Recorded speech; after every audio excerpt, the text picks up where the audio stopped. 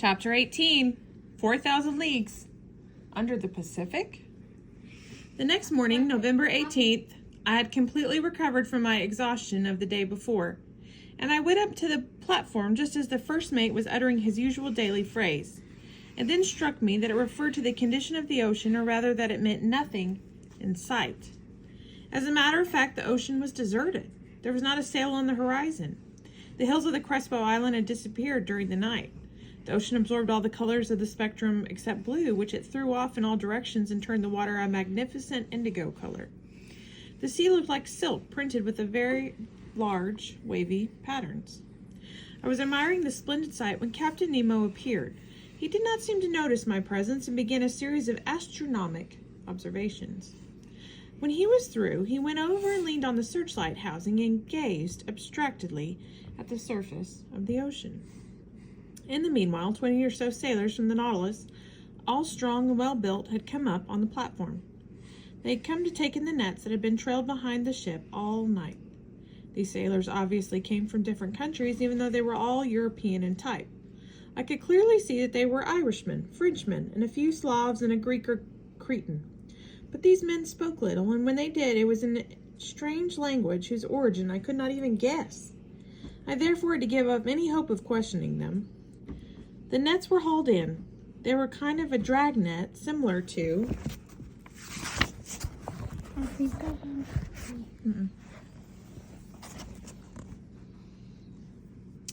those used on the coast of Normandy. They were like huge pockets held up by a floating rod and a chain interwoven in the lower meshes. Thus arranged, they would drag along the ocean floor and gather everything in their path. The day that they had brought up many curious specimens from these waters so rich in sea life, there were anglerfish, whose peculiar movements made them look like comedians on stage. Black commersons with their antennae, triggerfish with red stripes running around their bodies, globefish with poisoned flesh, several olive-colored lampreys, macrorhynchi with their silvery scales, cutlass fish who would give as strong as a shock as an electric eel or an electric ray, scaly notopteri with brown cross stripes, a greenish variety of cod, several kinds of gobies, etc. Finally, there were several larger kinds of fish, a carnax with prominent head and body about 3 feet long, several lovely bonitos decked in blue and silver, and 3 magnificent tuna whose great speed had not been enough to save them from the dragnets. I reckon that this haul had brought in more than 1,000 pounds of fish. It was a good catch, but not exceptional. Since these nets were always left trailing for several hours, they always picked up a whole world of underwater creatures. We would therefore not be short of excellent provisions, which the Nautilus's speed and the attraction of its electric light could renew endlessly. These various products of the sea were immediately lowered through the hatch and brought to the storeroom, some to be eaten fresh and others to be preserved. Now that the fishing was ended and the air supply renewed, I thought that the Nautilus would once again be off on its underwater journey.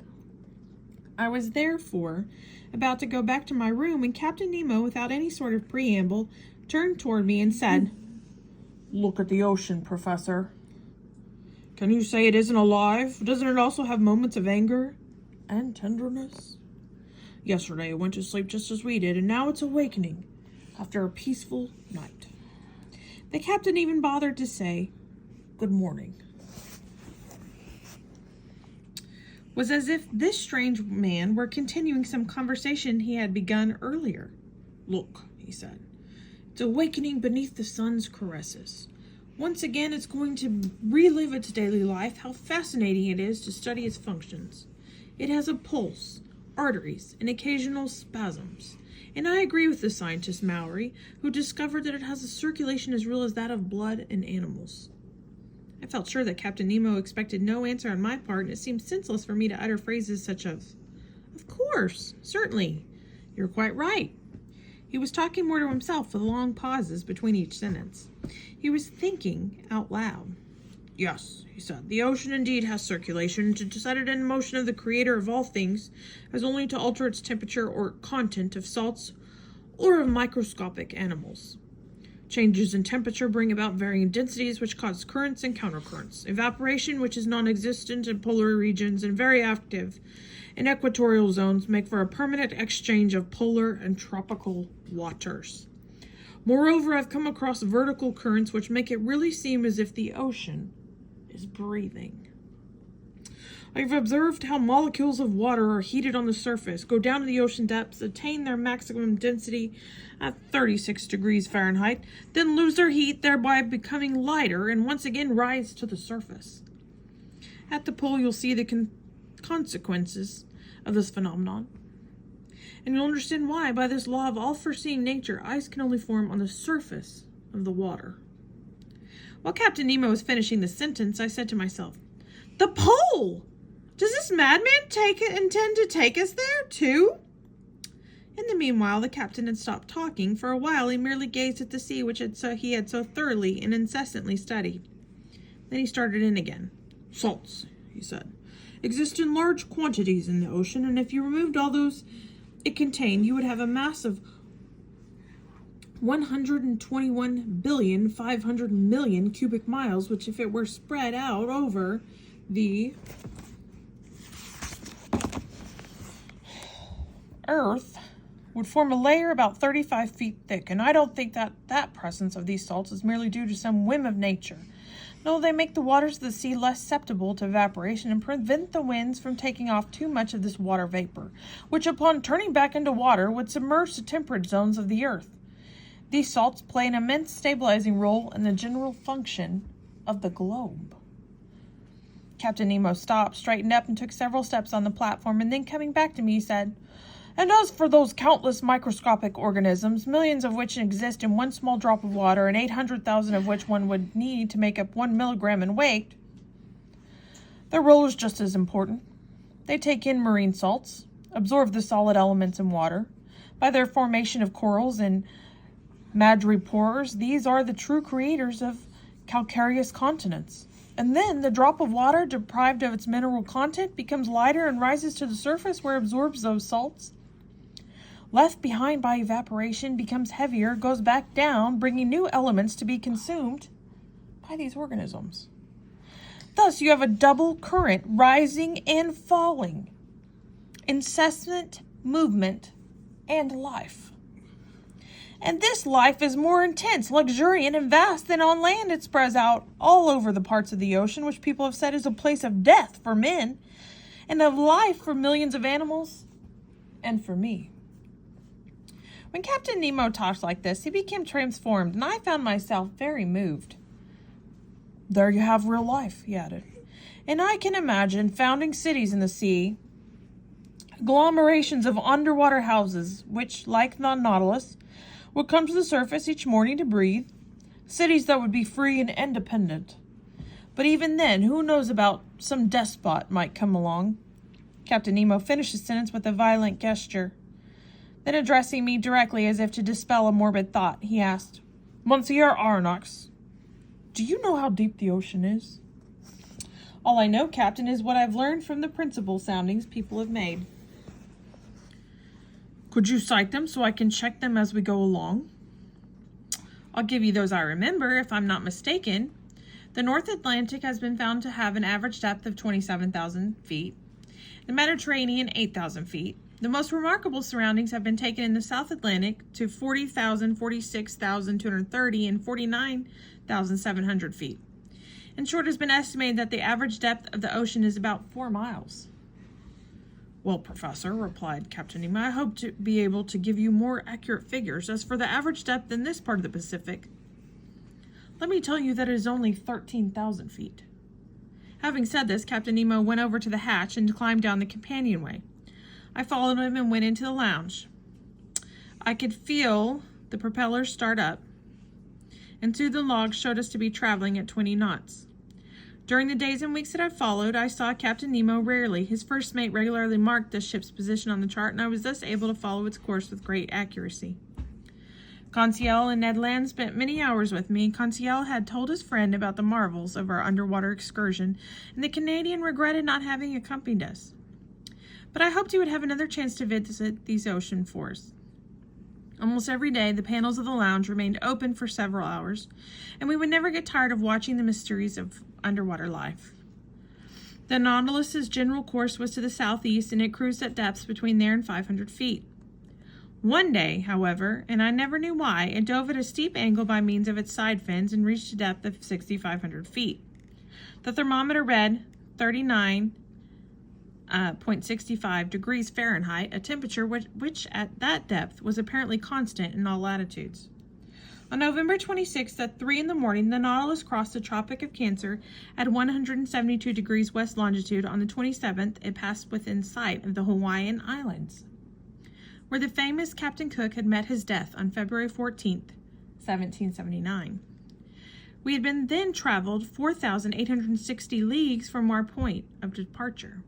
When I came upon the platform that morning, I could see about 2 miles off leeward Hawaii, the largest of the 7 islands that form this archipelago. I could clearly make out the cultivated fields around its edge, the various mountain chains running parallel to the coast, and the volcanoes dominated by the Mauna Kea, which rises to 13,800 feet above sea level.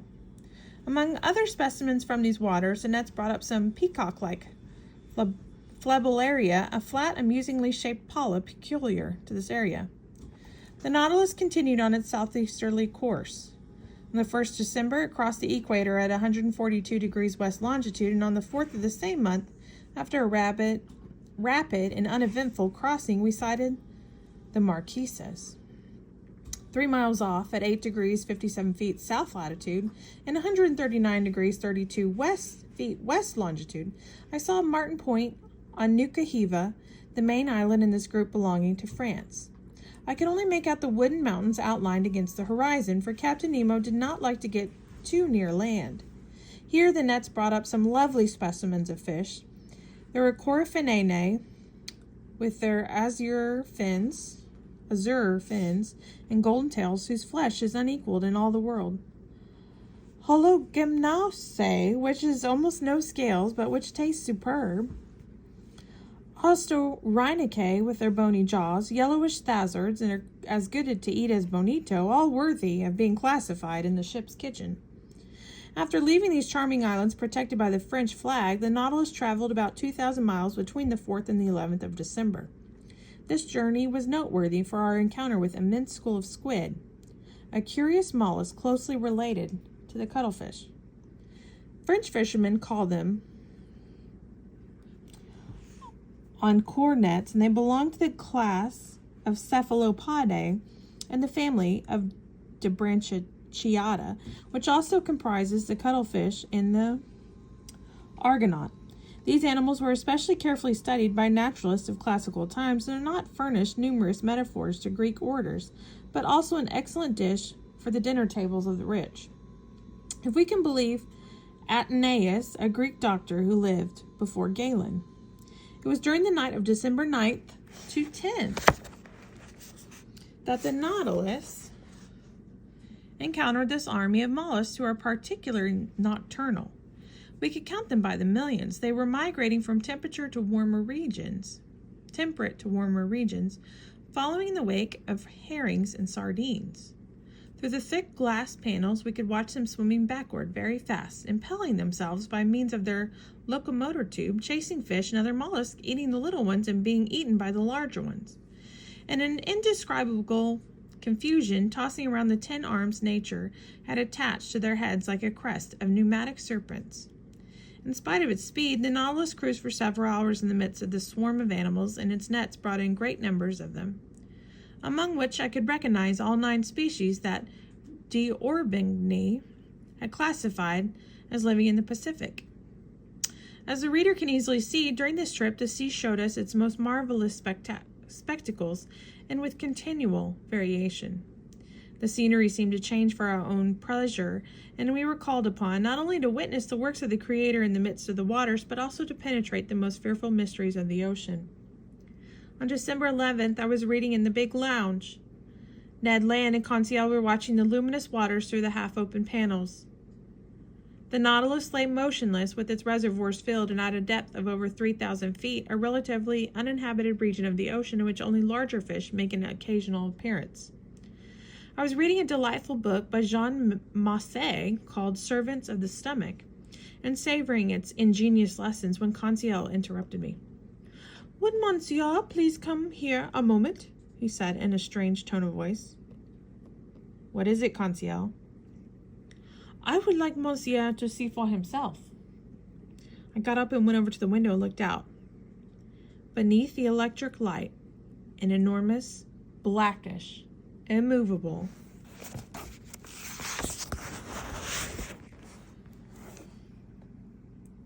mass was suspended in the water.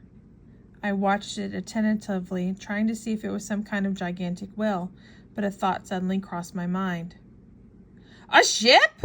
I cried. Yes, answered the Canadian. A disabled vessel thus sunk. Ned Land was right. It was a ship that was several shrouds still hanging from its chain plates. Its hull seemed to be in good condition and had apparently sunk no more than several hours before. 3 stumps of masts, cut off several feet above the deck, showed that this ship, when already taking on water, had tried sacrificing its masts. But it must have been lying on its side and filled with water, for it was still heeling over to port. It was a sad sight, this carcass lost beneath the waves, but its deck was an even sadder sight, for there were still several cadavers bound in ropes. I could count 4 men, one of whom was still standing at the helm, and then a woman, half out of the hatch on the poop deck and holding a child in her arms. By the brilliant light of the Nautilus, I could make out her features, which had not yet been decomposed by the water. In a supreme effort, she had raised the child over her head, and this poor little creature's arms were still entwined around its mother's neck.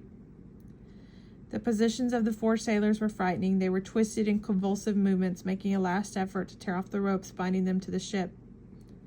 Only the helmsman, with a face clear and serious, his graying hair stuck to his forehead, had his hand clutching the wheel, seemed to still be steering his sunken 3-master through the ocean depths.